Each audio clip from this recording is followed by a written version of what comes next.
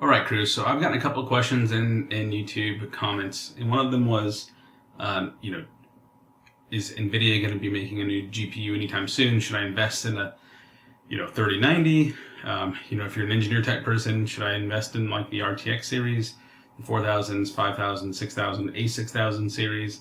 And so I thought we'd make this video and just talk about some of this stuff real quick. So in a nutshell, right, there is a global shortage of just computer chips, just like worldwide, right? That shortage is not going to be rectified until 2022. Let's be realistic. So with that in mind, and with the lineup the GPU lineup rather that Nvidia has already released and that is out, chances are we are not going to be seeing any new 3090 series or like a 3090 Ti, let's say, just because of that one fact all by itself, right? Just that there is less physical hardware to make GPUs currently right now. And we see that in the market, right? You go on eBay, you go try to buy one of these GPUs used aftermarket, and you're paying $500, $600, $700, $800 more than the MSRP. So right now, if I were Nvidia per se, I would be concentrating on pumping out more 3090s, 3070s, 3060s, and so on, so that those current line of GPUs can continue to flood the market and hopefully drive down the price back to MSRP.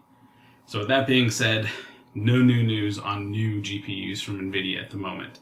The 3090 is still going to be the power horse and workhorse. So if you're on edge and you're thinking maybe I'll wait, just buy the 3090 right now. You're going to be really happy with it.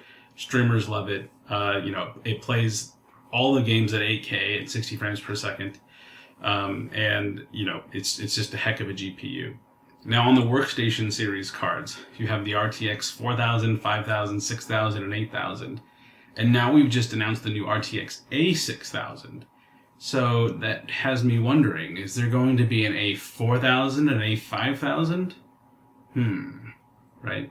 Now currently, there's nothing wrong with the RTX 4000 and 5000. They are absolute workhorses. In fact, I've done reviews on them for software like SolidWorks and Visualize for rendering. I'm really impressed with both of those GPUs. And the A6000, if anything, for SolidWorks is completely overkill. But on the other hand, for Visualize, it's a godsend. All those CUDA cores make rendering, even live rendering in the software, like outstanding. Same thing with Blender. Lots of GPU power if you do GPU-based rendering inside of Blender. The A6000 is going to help you in that category. So with that in mind, an RTX 4000 is still a really safe bet for those types of engineers, or just folks who use software, say like Rhino or CATIA, ZBrush, and so on, are still really good GPUs that run those pieces of hardware exceptionally well.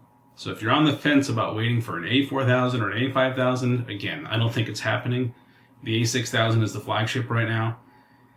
It runs great if you can get your hands on one. I would say go for it. I was lucky enough to get mine at MSRP, so no complaints there. Paying more than that though, I don't know. It's still relatively expensive. So anyway, this is going to wrap this up. This is my take on what to expect new from Nvidia. Not a whole lot in the pipeline, in my opinion, but no one can tell the future. Just my take on things.